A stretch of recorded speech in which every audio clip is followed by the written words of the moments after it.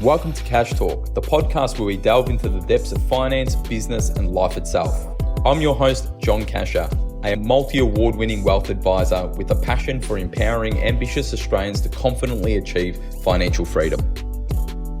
Hey everyone, before we get started, this is a quick reminder that everything in this podcast is of a general nature and nothing has been tailored to your personal circumstances.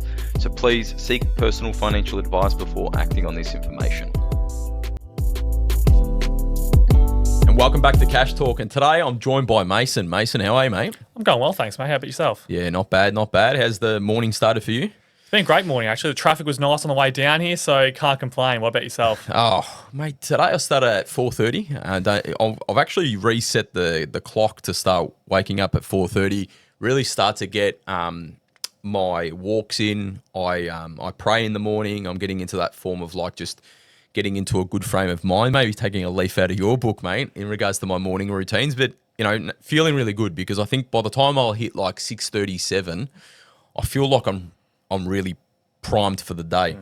So no, today's been really good. We were recording this on a Friday, and you know, excited for the weekend, to be honest with you. It's been a pretty big week, kind of getting back into the normal routine with school for the kids, and you know, just after Australia Day, really kind of getting back into the work routine as well too. So yeah, no, man, just looking forward to the weekend and a lot of family time. What about you? Much on? Not a lot on this weekend. I just got a bit of house maintenance and those types of things. But yeah, nice relaxing one for me, which I haven't had a relaxing one for a little while. So it'd be nice just to stay at home and just do regular things, which would be nice. And I'm sure there's a bit of reading in there. What's your regular things, mate? Bit of reading. A fair bit of training at the moment because I've got High Rocks later this month, so I'm training up for that, and that's been hard, but it's been good. But as you say, you win the morning, you win the day. Yeah. So I'm big on that. So it's awesome to hear that your morning routine is really doing wonders for you. Yeah, loving it at the moment. But we're not going to speak about John's morning routine or High Rocks. Today we're speaking about a very popular discussion that we're having with a lot of people in regards to intergenerational wealth, and that's around inheritances. There's obviously some times that we're experiencing already right now that there's unexpected inheritances when obviously people pass away, that it goes on to that next generation. But we also need to be aware that there's a huge wave of expected inheritance over the next 20 years, and it's pretty big, isn't it, Mason?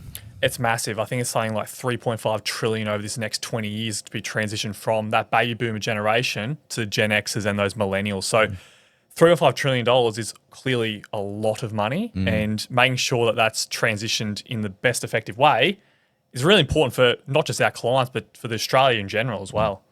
And it's very interesting. Like, there's a few ways that kind of I want to look at this. There's also like there's the personal aspect around it, around like how to prepare, the decision making from the person in regards to passing that down, the person who receives it, but also around the economic side of things. And it's probably where I want to start in regards to big picture. Like, when you think about $3.5 trillion getting passed, it's a lot of wealth. Yeah, we're talking about like a lot of property here.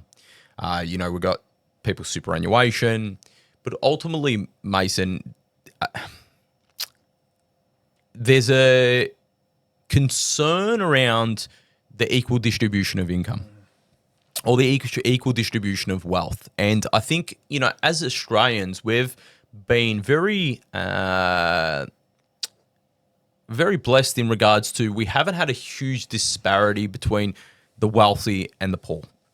And it's because we're actually not that kind of old as a country. You know, you kind of think about it, you know, pretty much after World War II is really where, you know, we had the immigration, you had the Europeans come in, then you had the Asians, and then so on. So the population really grew, and then wealth really started to get amassed. Now, obviously, we've got kind of the old English money, as we call it, that's here, but that next wave is now.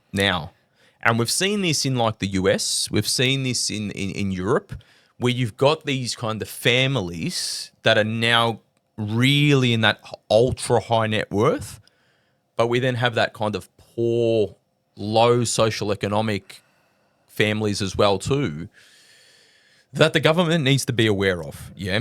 What's your thoughts in regards to that?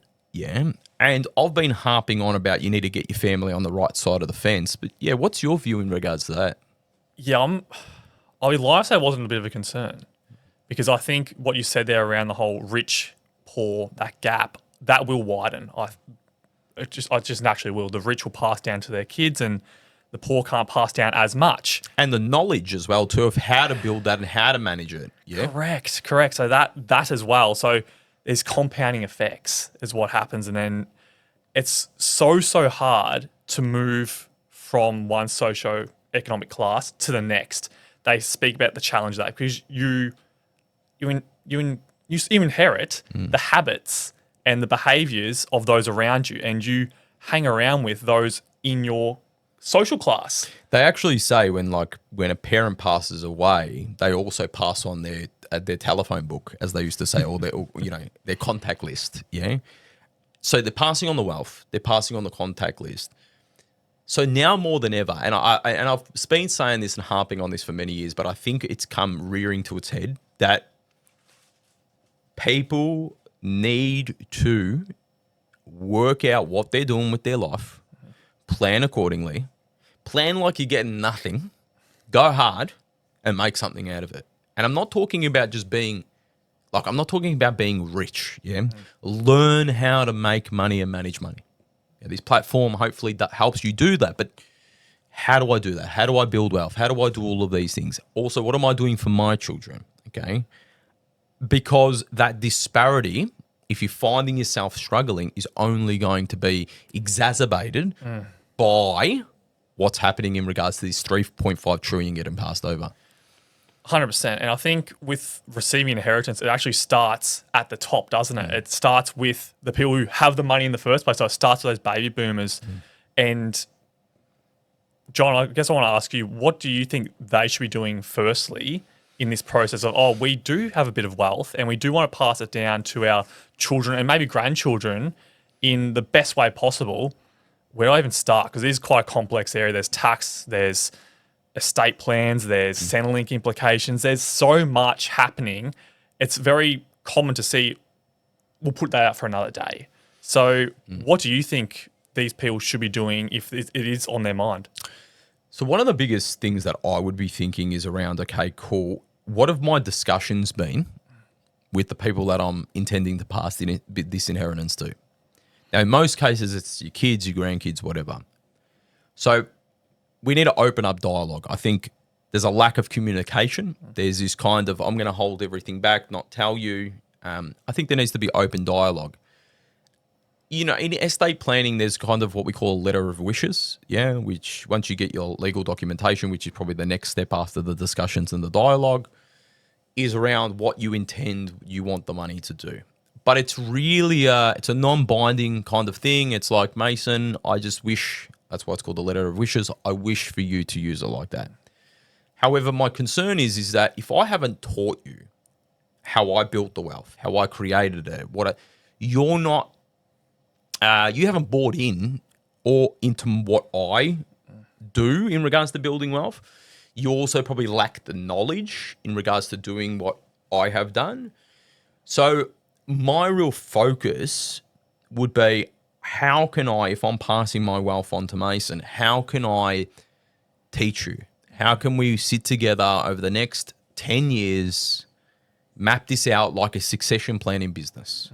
That's where the focal point needs to be. And I can tell you that the most wealthy people don't necessarily come to us just to manage their money. They come to us around teaching their children or their grandchildren how to manage it, because the stats don't work in your favor.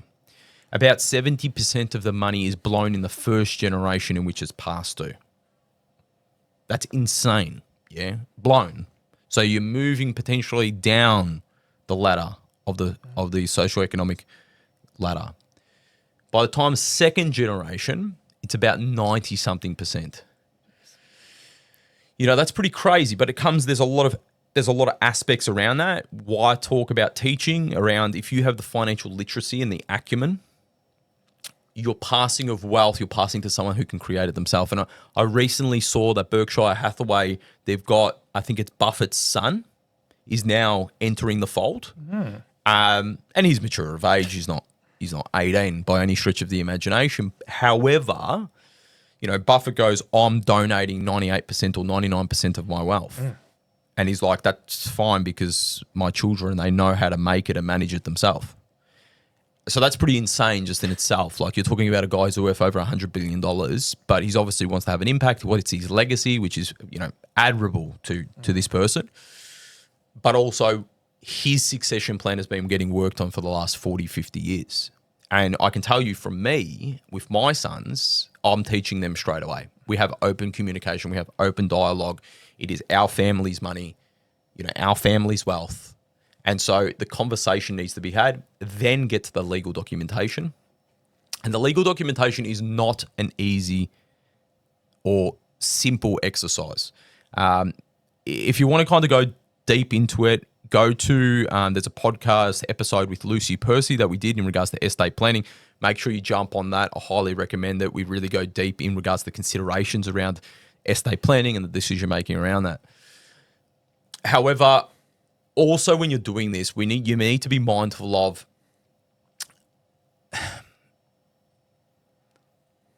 you can also give too much.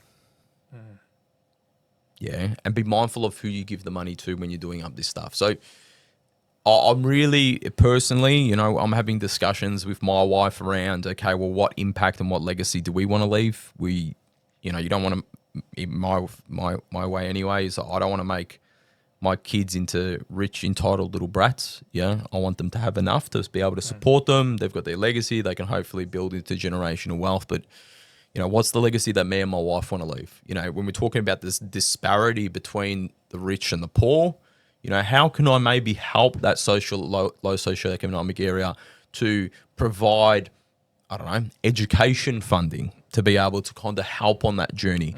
And so what I would like to see with this mass movement in regards to the wealth from the baby boomers down to the Gen Xers and the millennials is around these wealthy families thinking about the disparity between the wealth. Yeah, and not just making that situation worse and worse and worse and worse. Yeah, we got a little bit deep there, but Mason, that's my thoughts around that. I think you hit the nail on the head there around communication, because I think too often we don't speak about it because it's not the nicest thing to talk about. When I'm not here, I want this to happen. And children often don't want to hear it. So I don't want to hear about that, mum and dad. I want you to go here live and well. And that's fantastic. But unfortunately, death is inevitable at this point in our existence. So it is something that should be talked about. And the more open communication you have, the better the results I've seen. But I want to touch on what you said there, John, around how wealth gets wasted on the transition. So by that third generation, I think you said 90% is gone. So if we look at $3.5 trillion getting transitioned in 20 years, that's, call it $3.4 million. That is wasted. Yeah, and what I mean wasted, I'm talking about like it being vacuumed to the ultra wealthy. Yeah. So like you look at COVID, which is like, it's got the same mechanics around it from a financial perspective. So government prints money, everyone goes into everyone's hands, and then all of a sudden you see these multi-billionaires playing space cowboys. Because we know that if you're not taught about money and there's no open communication of how to build it, that money just quickly gets vacuumed up to the wealthy. So as this transition happens, we're going to see like, Musk is like 350 billion worth. I think over the next 10 years, you're going to start seeing trillionaires. Yeah. And that's crazy. Crazy to think that like people are worth trillions of dollars, but it's just the ability to understand how to make it and manage it and build it and pass it on. And so we need to improve that number. We need to improve the distribution of wealth. Now, governments have talked about things like inheritance taxes, they've talked about, and there is a version in superannuation around the inheritance taxes, and that's another big one about it getting wasted in taxes and fees and stuff. But, government intervention, I don't know, the more I've got on, Mason, the more I've realised probably less government intervention than more. I think it's always been a case of like, we need the government to sort out that. We need the government to sort out that. We need the government to sort out that. Usually when we mean that, underlying it also means that you're getting taxed more. Yeah. And I don't think that I have seen the government do enough good with our money this whole inflationary war that we had, like financial war, there was no fiscal policy, really interventions on fiscal. The RBA was kind of left on its own to kind of fight this battle. Well, that's the way I felt it anyway. I don't know if you think the same, but I definitely did. And so I think that we need to address it with the communication, have open dialogue. We need to focus on going to the wealthy and essentially pitching to them that this beautiful country is built on helping. Now, I also do say that a lot of businesses, and I've seen a lot over my time, the majority of them want to help others. And so I see more entrepreneurs, more business people want to help others, where I sometimes see dysfunction in regards to economic policy from government. So very interesting of how we're going to resolve this. I think communication is one of them, but we also need to address that number of 70% and then 90% is a huge number. We touched on around taxes, Mason, which I want to speak around. Like, one of the things I'm sure you see a lot is like structures not being held in the right way, both for while they're living their tax obligations, but also for their next generation, isn't it? Absolutely. I think tax is a big thing, and it's a common fear as well as like, inheritance tax, and like, I'm going to get taxed heaps on all this money, which isn't necessarily true. But where you might see problems when it comes to tax is around superannuation, because I think a lot of people don't understand the whole taxable and non-taxable components of their superannuation funds. So upon passing, those two components become really important, and who you pass it on to even more so, because there's the Superannuation Act, but there's also the Tax Act as well, and they work differently and they define dependents very, very differently.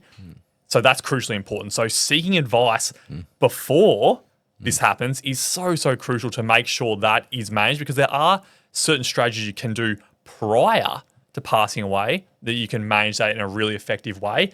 But once you pass away, you've lost that control. My parents' generation, they kind of were coming to grips with superannuation, just understanding the concept, and the taxable components were like in the too hard basket. However, if you're someone, say, in your 30s or 40s and have parents in their, say, late 60s or early 70s, this is a conversation that you need to bring up with them, because ultimately this is a death tax. Yes. Yeah, it is a death tax where the taxable component inside your superannuation is taxed, especially to adult children. Obviously, there's caveats in regards to how things get done, but for the length of this podcast, we probably could do a whole episode on it. But it is something that I think that as the person if you've had open communication with the money is going to go to you or could potentially go to you, what are we doing as a family, or what are we doing as a group to minimize that? Yeah. So I think that's one. I also think that there's a lot of early inheritances happening as well too, Mason, which is around like, I don't want my 3 kids to fight. I don't want to wait until I'm dead and then my 3 kids don't talk over money. So what I'm going to do is I'm going to sell my investment property. Let's just use round numbers. It's worth 3 mil. So I'm going to go 1 mil to you, 1 mil to you, 1 mil to you. Pitfalls, good things about that, because we're seeing a version of that. What's your thoughts in regards to that? Well, I'll start with the good things first, because I see great benefits with it. One, you get to see your children enjoy the money and see what it was intended for and avoid those conflicts. So you're taking control of a situation which previously you might not have had any control over, apart from the will and things of that nature. And on a smaller scale, Mason, that's like where we tell clients, for example, like if you want to have holidays with your kids, do it now. Because at least you experience that with your kids and your grandchildren. Fantastic. So absolutely, that. I think that's a major, and that's from a life fulfillment point of view, I think that's massive. But where I also see great benefit is for the children as well, or whoever you pass on the inheritance, because $1 received today, you can put that to use. So if I was to receive, what's that $1 million example, if I also receive $1 million now in my 30s, they're so much more valuable to me than receiving that $1 million when I'm in my 50s. yes, that $1 million would probably grow with the property and things like that. Ignore that for now. But the utility of that money that I can use in my 30s is so much more valuable to me. So for me, there's two massive advantages by doing the early inheritance piece. But to go on the negative side of things, often people want to give these early inheritances, but they haven't thought about how much money do I actually need to survive longer term, because they might pass on their inheritance and then realize, oh, I've actually run out of money and now I can't live the life I want to live. And then it's like, now you're asking your kids for help. And it's like, yeah, you gave them that money, but it's not what you want. So you then become dependent on the people that you You're didn't want. trying to help. Yeah. It's interesting, Mason. You know, like I speak to some of our wealthy clients around how they help their children. And most of their children are in their like mid-30s at this stage or late 20s. And your mid-30s is probably mid-30s, mid-40s, like that range is like the peak of spending. Yeah, schooling, funding children, dependents, blah, blah, blah. You know, so we're talking to people that are more mature in their age and, you know, little things to them which are great to the children. For example, my inheritance to be used to fund my grandchildren's education. So it's not wasted because that's a risk that you like hate. It's also a bit of a measure where in most cases it's going directly to the people that you want to benefit from your inheritance, because the other issue that you've got is that some people will say it's my daughter but not my son because the son married the daughter. Yeah, so it's like, because when I give $500,000, say, to that daughter, usually it's accessible in the case of divorce, which is now at about 50% or more. So things like strategies like that, which give the relief. You know, education cost is a big cost, but if you can go direct and go, I'm going to do that. It's the case of like, you know, if there's a beggar on the street, don't just give them money. Ask them, do they have food? Do they have shelter? Do they have, like, go to the actual source in which you're trying to help them with. This is the same. And so there is, and it's not a well thought out thing. So, and there's a lack of preparation, you know. So communication, like you were saying and I was saying before, is key here. There's also the pitfalls around, like, if you give that money, has the education come with it? How many lotto winners blow their money? Yeah, because you're jumping them without bringing the knowledge across. So you could actually be, in a way, ruining the person's life. Yeah. Yes. Which you have no intention to do. So you need to be very mindful on your decision making around, I think, being very purposeful with the way you execute on this. I think you need to be very purposeful on the way that you structure things, okay? Do you gift it? Do you loan it back to the estate? Yeah. There's strategies that you can do to create protection measures to keep the money and the wealth in the family. You know, there's very much a rise of the banker mum and dad.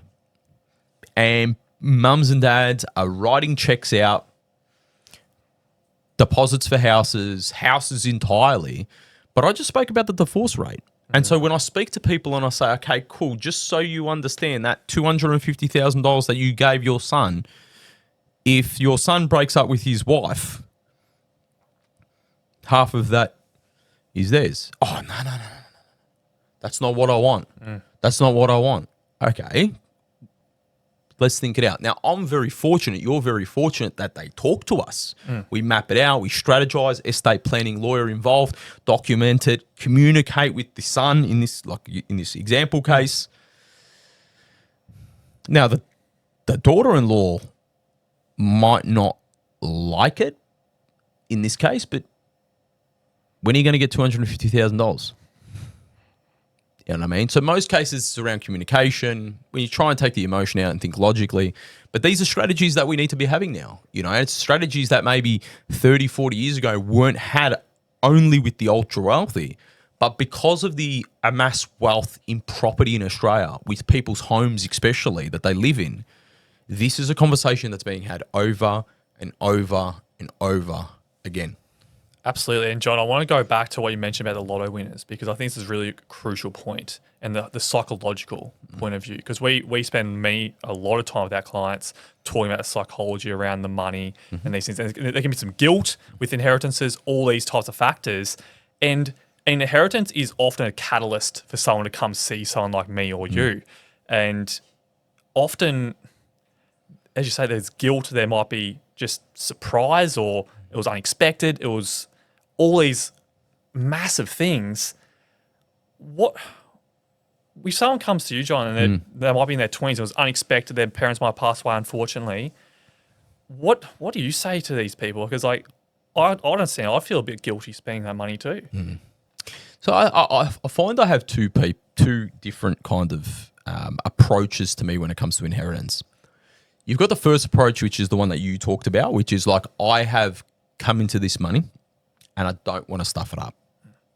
You know, I know that this is probably never going to happen. I'd also feel guilty if I just blew this money. Help me.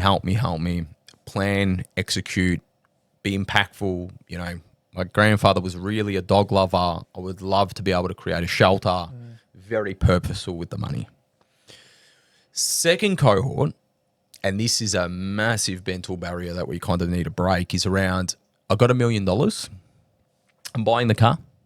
I'm going in the 2 years. I'm taking time off work. That's it. I'm done. I'm not working for 2 years. Yeah. You go through it. So they're upgrading their lifestyle because of the income.